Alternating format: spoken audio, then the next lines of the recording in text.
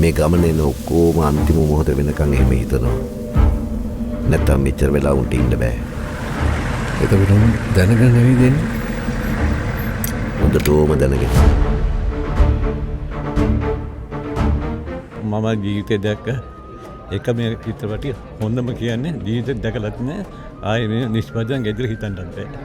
ඇයි එහෙම හිතන්නේ? ඒ වගේ කමෙන්ට් එකක් දෙන්න තරම් ඒ වගේ මොකද්ද හොඳ මේ මූවි එක ගැන කියන්න තියෙන්නේ? චිත්‍රපටි මම කලාත්මක චිත්‍රපටි බලලා තියෙනවා. මේකේ තියෙන ඒ කලාත්මක ගතිය මෙහෙමයි කියන්න බෑ. ඒක දැක හැම අත්ින්ම හොඳයි. හොඳම සතුටක්. හරිම ආසයි. හොඳම ෆිල්ම් එකක් කිව්වොත් මට ඊට ෆිල්ම් බිහිවෙලා තියෙනවා. බලලා තියෙනවා ලොකු කලාකාරයන් ලොකු අධ්‍යක්ෂකවරුන්ගේ.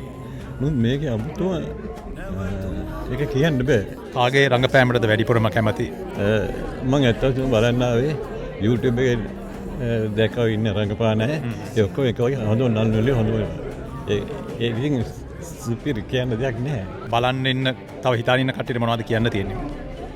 කියන්න තියෙන්නේ මේක බලන්න ඕනෙම චිත්‍රපටයක් හැම කෙනෙම කලාව ගැන හිතන දෙයක් ඉන්නම් චිත්‍රපට කලාව ගැන එහෙම හිතනවා මම හිතන්නේ මම දැකලා නැහැ මේතන අපි වයිස් මම දෙන්නවා මේ ගැන කතා වුණා චිත්‍රපට බලන්න එක රාමයට හැම දෙයක්ම හැම තැනදීම එක වගේ ගලාගෙන යන කතාවක් අපි දන්නේ මේක කොහෙන්ද ඉවර වෙන්නේ මොකද වෙන්නේ අර ඒ වගේ තැන් වල